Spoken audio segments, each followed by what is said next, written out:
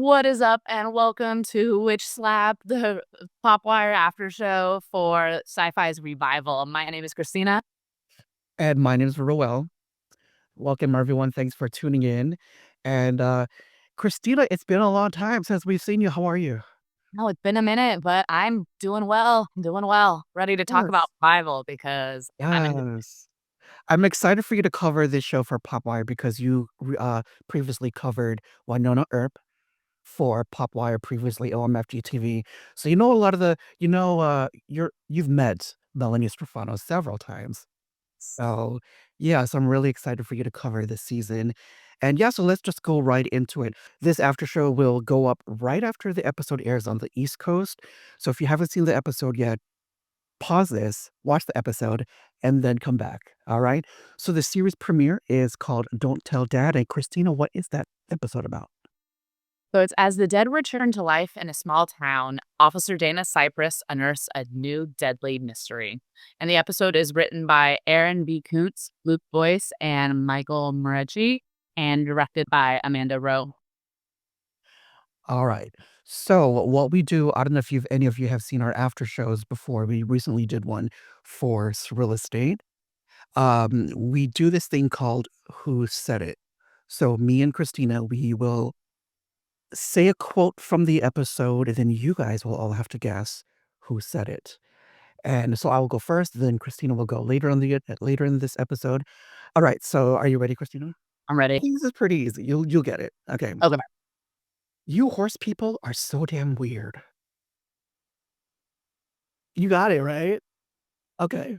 So everyone, before Christina says who it is, leave your guesses in the comments below. Okay, 3, 2, 1. All right, Christina, who said it? That's gonna be Miles Miller.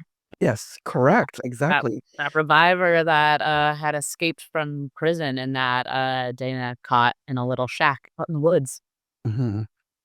Yes, so he was sentenced for life in prison and he died of a stroke. He said, after he was revived, he told Dina that he served his life sentence. So, I kind of agree with them. What do you think? Because there are people who, you know, they are serving life sentences and they end up dying, and then they come back. Like this is real life, and then they feel that because they died, their sentence is done. What are your thoughts on that, Christina? Honestly, I probably have to agree on that. I'm big on prison reform anyway, so I feel like there's no reason to keep them unless it happened like 6 months after they were sentenced. Like as long as they've served a good chunk of their time, like I feel like they've served it. They're good to go, and unless they do something heinous again. Yeah, absolutely. And then I do have one other quote that I want to mention, but it's not a who said. I'm going to tell you who said it. So the quote is still using the family excuse. Okay, so that was Dana. I was gonna say there's a Dana to him. No, it was Dana to her dad Oh, okay. because the dad was on the phone and the dad was saying, "Oh, I have my daughter and my grandson at home, so I have to go." And the reason why I wanted to bring that up, the whole using your family as an excuse is because I do that sometimes. Whenever I want to get out of stuff, I'm like, "Oh, my sister needs a babysitter, so I can't make it." Great. Oh, yeah. Okay, so now we're gonna go into our favorite moment of the episode. So, Christina, what was your favorite moment? I think my favorite moment would be towards the end when Dana saw M on the bus bench and picked her up, and they had that sister moment. Um, it was really good to see them both open up and bond, and to make those plans for after this is over, we're going to go to the beach because M's never been to the beach before. I have chills because that's literally mine. That's literally mine. Yeah, I wrote down Dana and sister Martha M. Cypress, played by Romy Weltman, in the Mhm. car reminiscing about their past. Dana talking about how she got her ex cheating and she wanted to leave Wausau for good. And then she talks about how, her and her sister weren't that close and says that, they have a plan that after all this craziness blows over and the quarantine is lifted, that they're going to go on an adventure together. Wow. Mhm. Okay. Yes. No. Yeah, I love it. Okay, so that was fast. We both had the same thing. Um, okay, now this one is gonna be really spoilery, I think. Okay. So, big moments from the episode. Well, who would you say? What would you say was the big moment? for you? I think the reveal at the very end of the episode that M is a reviver, would be the biggest Mhm. for sure. I think there's a lot of small moments, but it's hard to say that they're big moments with this being the first episode. I feel like we're getting an introduction, so kind of everything's kind of a big moment. But I'd say the biggest for sure is finding out that M's a reviver and she is not on that registry. Yes. Okay, so I gotta say, so we're 2 for 2, so that was my big moment as well. Yeah, M. Cypress. So, I did see the twist coming from, like, the beginning, but the way that they revealed it was so smart, so clever. I thought it Yeah. was so badass. Mhm. I loved it. And so my question is, so M, she came back to life and then she sliced the lady's head off. Would that be able to regenerate, or what do you think? From what we've seen, I'm gonna say probably. Mhm. Just from what we've seen already with the teeth regrowing and just that piece of flesh that, Dr. Abraham, Ramin had, how it just he That's sliced it and it right. That's just right. healed itself Oh, right yeah. back up. So, I would guess that it would heal. How Mm, much time that would take, though, because you have to heal the whole top of that brain, regrow it, and then the skull and the hair, mhm. actually. That So gave Kill Bill vibes. I don't know if you yeah. remember the Oh, scene where absolutely. yeah. Absolutely.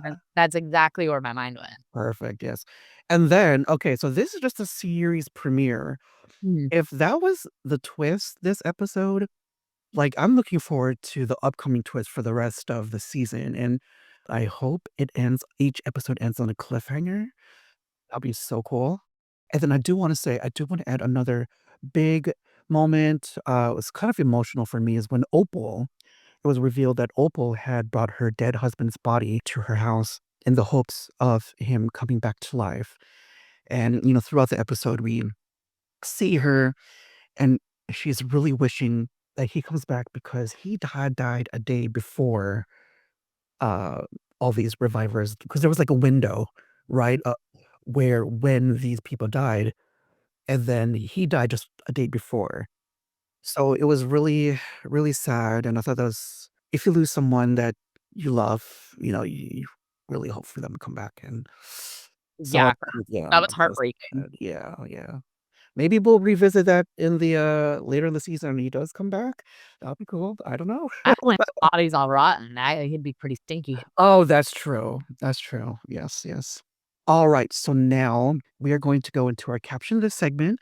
Over the past few days, we have tweeted on our social media accounts to caption a photo from the episode, and we're gonna do that weekly. I can't wait. We got some really fun submissions, including someone in particular who we're excited about. So let's play that for you now.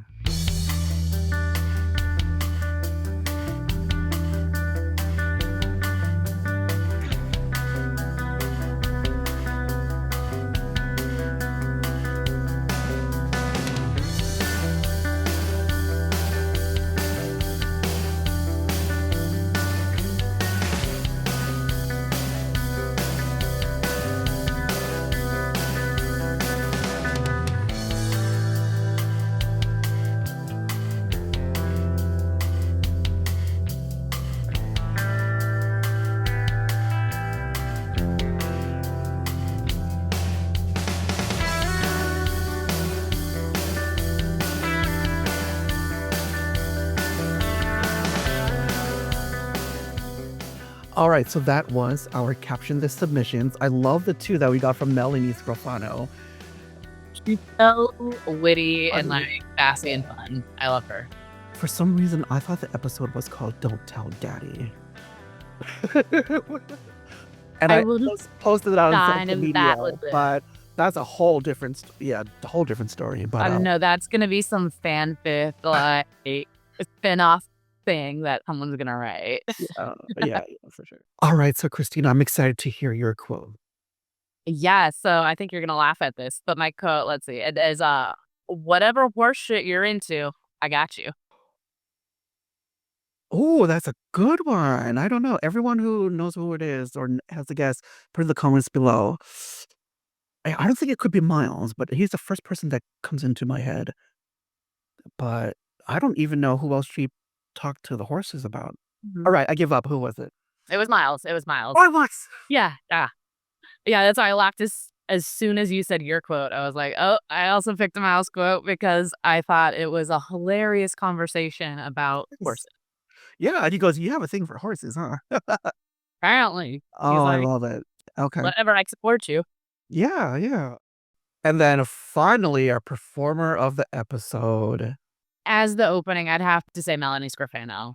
One, because I'm a huge fan, but two, for the first episode of the series, I feel like she did a really good job of introducing her character, kind of giving us an idea and a feel of what Dana is going to be like. But also, like, she's going to deal with some tough shit. All right, I gotta say, maybe I'm gonna say mine is Romy Weltman, who plays M. And the reason why I'm picking her is because you can see, that she's been through a lot. You can tell that she was kind of hiding something, I think. That's why I was able to pick up, and I'm sure a lot of you were able to pick up that she could have been a reviver. And I also really like the ending, the Mhm. way she stood after she sliced that lady's head off. That was so, again, really badass. So Mm, yeah, and I think is she the one that does this in the trailer? I think so. Oh, yes. Yeah, Oh, I think that's her. okay. I think so too. Mhm. And you know what? Earlier in the episode when Dana says, "Let's go on an adventure," I Mhm. think that two of them are totally gonna go on an adventure now that Oh, she yeah, knows that. I agree. Yeah, right? So that's gonna be fun. I can't wait to see what they get into and how they're gonna keep it from the dad. And I wonder if there's gonna be more revivers that we're gonna be like, Oh, I'm sure. yeah. I'm sure there's a lot of others than just that crazy lady in the barn and M that aren't on the list. No, I mean, like, the big surprise. Like, no, Oh, yeah, God. Yeah, yeah, yeah. yeah. I got you. All right. Well, this was our quick after show. We would love your suggestions on how we can make this more interactive, more fun. If you're a big fan of the show, let us know, and then we could even have you on if we can get the timing right. We would love to speak with you guys, the fans, have your theory. Oh, do you have any theories or like stuff? Don't know right now because my biggest, like, question is what caused this? One, this was so COVID-like, like, the flashbacks I got almost like PTSD from. Oh, I get quarantined and everything. Yes. Yeah. Was it some sort of virus? Was it something they ate? Is it like, why did it happen in just this city? Mm, I question. I don't have a theory about it yet, but I feel like that's what I'm most curious about, like, getting answers to. Oh, yes. All of those questions are excellent. And yes, hopefully we will get those answers throughout the season. And Revival airs Thursdays at 10/9 Central on SYFY. And they're doing something really cool. A week after they air on SYFY, they're going to be available to stream on Peacock, Oh, which is really? amazing. Yes. Oh, Yeah, they hell don't really do that, right? no, that's Yeah. new. They didn't do that for Cirilla's Day. I think it's because they're expecting, like, this big audience because of, the, people are familiar with the source material, with the comic, and also there's so many fans of Melanie Scrofano, so they're expecting a huge audience, so that's why they wanna make it easily accessible by providing it a week after on Hulu, which is pretty cool. Wait, Absolutely. did I say Hulu? Was it Peacock, sorry, Peacock. All right. Well, thank you everyone for joining us. Please be sure to subscribe to this channel. We're going to do more. We're going to do these every week for the rest of the season. And we'd love to hear your thoughts. Follow Christina as well. We miss them. We haven't seen them in forever. So I'm really excited to have you back. And yes, so their social media links will be in the description below. So be sure to follow them. And yeah, we will see you guys next week.